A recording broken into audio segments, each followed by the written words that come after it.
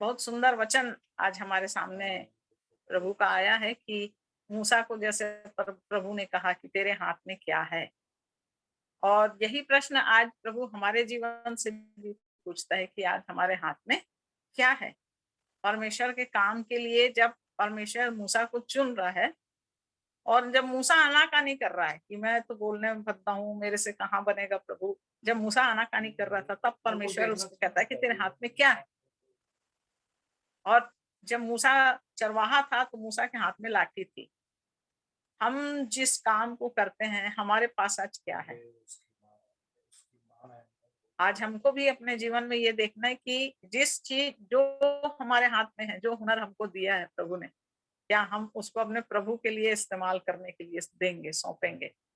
क्योंकि परमेश्वर चाहता है कि जो हमारे पास है ना, यदि हमारे पास प्रार्थना करने का मन है, यदि हमारे पास प्रभु के वचन में अपने समय को देने का मन है, जैसे भाई बता रहे थे कि समय, कि हमको परमेश्वर के लिए समय को देना है। कैसे हमको परमेश्वर ने संतानों की आशीष दिया है, तो हमको उनको प्रभु के राह में कैसे चलाना है। ऐसी यदि हम देखते जाएंगे तो परमेश्वर हमको बहुत सारी चीजें दिया है। परमेश्वर ने हमको वो सारी आशीषों को हमको अपने जीवन में लेते जाना है और उसको प्रभु के लिए इस्तेमाल करने के लिए प्रभु के हाथ में सौंपते जाना है। और जैसे जैसे हम अपने जीवन की हर चीज को प्रभु के हाथ में सौंपते जाएंगे और परमेश्वर की इच्छा में उन चीजों को इस्तेमाल करते चले जाएंगे, तो सचमुच में हम सब का जीवन बड़ी आशीषों के साथ और बहुतों के छुटकारे के लिए कारण बनेगा। तो इस सुंदर वचन के लिए जो परमेश्वर की इच्छा में होके भाई ने प्रकट किया, मैं धन्यवाद देती हूँ। और सचमुच जो वचन प्रतिदिन प्रतिदिन हम सुनते हैं, परमेश्वर की इच्छा में होके हमारे सामने प्रकट किया जाता है। और हम इन दिनों में जैसे लगातार सीख रहे हैं कि कैसे हमको पवित्र आत्मा से अपने आप को तैयार करते चले जाना है, पवित्र आत्मा की सहायता से हमको प्रार्थना करने वाली आत्मा को कैसे प्राप्त करना है, और प्रार्थना के साथ हम अपने जीवन में कैसे हमको प्रार्थना में कैसे कैसे रीति से हमको प्रार्थना करना है। इन सब बातों को अभी इन दिनों में लगातार हम सीख रहे हैं। और इसलिए सीख रहे हैं क्योंकि परमेश्वर रिस्टोरेशन का परमेश्वर है। परमेश्वर ज्यों का त्यों करने वाला परमेश्वर है, ताकि हम जिस जीवन को हमने शुरू किया है, जैसे हम आरंभ में प्रकाशित वाक्य में कहे कि तू चेत कर कि तू कहाँ से गिरा है, तो हमको अपने जीवन में उस बुलाहट को जो प्रभु ने हमको दिया है, हमको ठंडेपन से नहीं, पीछे हट के नहीं, आराम से धीर ऐसा नहीं, परंतु हमको चेत करते हुए अपने जीवन को इस भय में चलाने के लिए कि हमको प्रभु के जीवन में प्रतिदिन प्रतिदिन उन्नति और आत्मा से भरते हुए और उसकी इच्छा के अनुसार ये जीवन को हमको प्रतिदिन चलाना है। तो प्रभु हमारी सहायता करें और इन वचनों के द्वारा परमेश्वर की आशीष हमारे जीवनों में आगे बढ़ती चली जाए। और परमेश्वर का प्रेम, जैसे मैं भाई हेम भाई ने हमको परमेश्वर के प्रेम के विषय में बताया कि प्रेम क्या चीज है।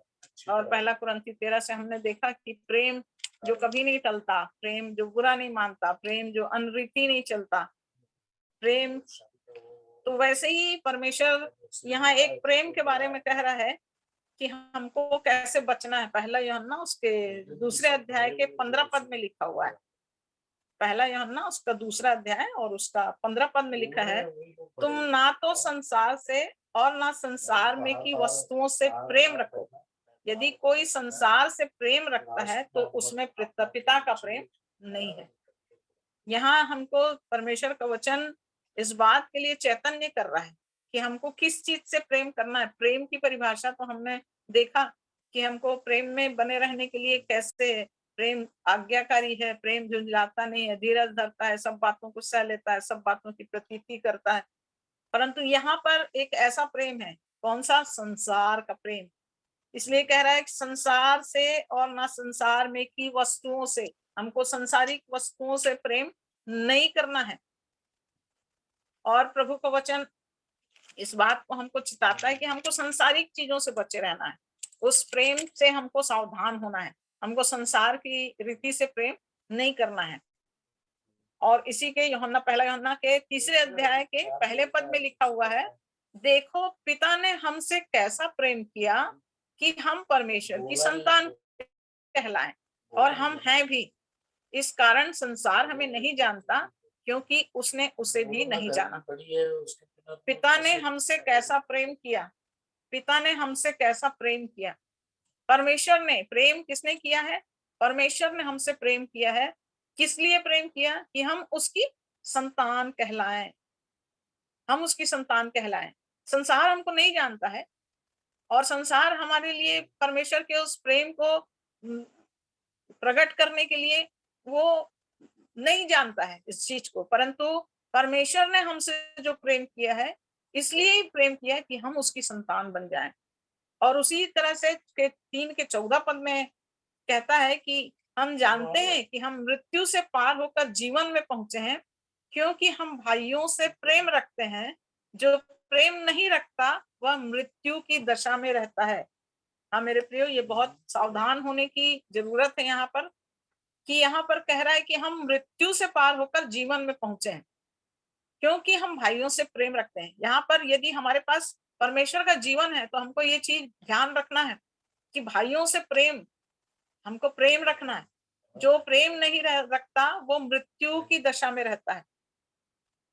यदि हम भाईचारे के प्रेम में यदि अपने जीवन को आगे नहीं बढ़ा रहे हैं, यदि हम कह रहे हैं कि हम तो संतान बन गए हैं, हम तो परमेश्वर ने हमसे प्रेम किया है, हम उसकी संतान है, परंतु यदि हम अपने भाई से प्रेम नहीं करते हैं तो हम उस जीवन को नहीं जानते, हम उस प्रेम को नहीं जानते हैं। क्योंकि जो प्रेम नहीं रखता वो मृत्यु की दशा में रहता है। तो हमको प्रेम करना है। जो कोई अपने भाई से बैर रखता है वह हत्यारा है। यदि हम प्रेम नहीं करते हैं, अपने भाई से बैर रखते हैं, तो हम हत्यारे हैं, यहाँ परमेश्वर का वचन कह रहा है। और किसी हत्यारे में अनंत जीवन नहीं रहता। 16 पद में कह रहा है, हमने प्रेम इसी से जाना कि उसने हमारे लिए अपने प्राण दे दिए, और हमें भी भाइयों के लिए प्राण देना चाहिए। और तब यहाँ पर आगे आप पढ़ेंगे तो परमेश्वर के प्रेम के बारे में, कैसे हमको संसार की संपत्ति से अपने कंगाल भाई को देखना है तो कैसे तरस खाना है, और उसके परमेश्वर के प्रेम को हमको उसके सामने कैसे प्रकट करना है। इसलिए 18 में कह रहा है, हे बालकों, हम वचन और जीभ से नहीं पर काम और सत्य के द्वारा भी प्रेम करें। तो प्रेम का प्रगटीकरण कैसे होना है? जीवन के कामों के द्वारा, सत्य के द्वारा, सिर्फ जीभ से बोल के नहीं, परंतु उसको प्रगटीकरण के द्वारा हम उस प्रेम को प्रकट कर सकते हैं। और चौथे अध्याय के 7 पद से कहता है, हे प्रियो, हम आपस में प्रेम रखें। पहला यूहन्ना के चौथे अध्याय उसके 7वें पद में लिखता है, हे प्रियो, हम आपस में प्रेम रखें, क्योंकि प्रेम परमेश्वर से है। जो कोई प्रेम रखता है वो परमेश्वर से जन्मा है और परमेश्वर को जानता है। जो प्रेम नहीं रखता वह परमेश्वर को नहीं जानता, क्योंकि परमेश्वर प्रेम है। प्रेम कौन है? यहाँ पर क्लियर कर रहा है, परमेश्वर प्रेम है। जो प्रेम परमेश्वर हमसे रखता है वह इससे प्रकट हुआ कि परमेश्वर ने अपने एकलौते पुत्र को जगत में भेजा कि हम उसके द्वारा जीवन पाएं। तो प्रभु का प्रेम हमारे जीवन में, परमेश्वर है जो प्रेम है। अब हमको प्रेम को यदि जानना है तो हमको अपने परमेश्वर को जानना है। जब हम परमेश्वर को जानेंगे तभी हम उस प्रेम को अपने जीवन में जान सकते हैं। और उसके 10 पद में कहता है, 4 के 10 में, प्रेम इसमें नहीं कि हमने परमेश्वर से प्रेम किया, पर इसमें है कि उसने हमसे प्रेम किया और हमारे पापों के प्रायश्चित के लिए अपने पुत्र को भेजा। ये परमेश्वर का प्रेम जो उसने हमसे किया। हमारे प्रेम के लिए उसने अपने पुत्र को इस पृथ्वी पर हमारे पापों के प्रायश्चित के लिए भेज दिया। और प्रेम का एक और गुण है जो 18 पद में है, प्रेम में भय नहीं होता, वरन सिद्ध प्रेम भय को दूर कर देता है, क्योंकि भय का संबंध दंड से होता है, और जो भय करता है वह प्रेम में सिद्ध नहीं हुआ है। इसलिए परमेश्वर का वचन कह रहा है कि हम प्रेम में भय नहीं होता। यदि हम परमेश्वर के प्रेम में हैं तो हम भयभीत नहीं होंगे, किसी बात से हम भय नहीं खाएंगे, चाहे क्लेश आए, चाहे संकट आए, चाहे उपद्रव। और उस कहता है रोमियो 9 में कि मुझे मसीह के प्रेम से कौन अलग करेगा? क्या क्लेश, क्या संकट, क्या उपद्रव, क्या जोखिम, क्या नंगाई, क्या तलवार, कोई चीज मुझको मसीह के प्रेम से अलग नहीं कर सकती। यहाँ कह रहा है कि प्रेम में भय नहीं होता है। जब हम प्रेम में, परमेश्वर के प्रेम में जैसे जैसे हम बढ़ते चले जाएंगे, हम भय रहित जीवन में आगे बढ़ते चले जाएंगे। सिद्ध प्रेम भय को दूर कर देता है हमारे जीवन से। प्रेम में जब हम सिद्ध होते चले जाएंगे तो परमेश्वर का प्रेम हमारे जीवन से हर प्रकार के भय को दूर करेगा, चाहे हम किसी भी प्रकार की दशा में क्यों ना हो। परमेश्वर का प्रेम हमारे अंदर बना रहेगा। और यहाँ कहता है कि क्योंकि परमेश्वर 5 अध्याय के 3 पद में लिखा हुआ, क्योंकि परमेश्वर से प्रेम रखना यह है कि हम उसकी आज्ञाओं को माने। अब प्रेम के लिए कुछ काम करना है यहाँ पर। प्रेम, परमेश्वर से प्रेम रखना यह है कि उसकी आज्ञाओं को माने, और उसकी आज्ञाएं कठिन नहीं है। इसलिए परमेश्वर से हमको अपने जीवन में आज्ञा मानने के द्वारा हम अपने प्रेम को परमेश्वर के साथ प्रकट कर सकते हैं। उसकी आज्ञाएं कठिन नहीं, जब हम मानने लगेंगे तो हमारे लिए कठिन काम नहीं है। तो परमेश्वर का प्रेम हमारे जीवन में बना रहे।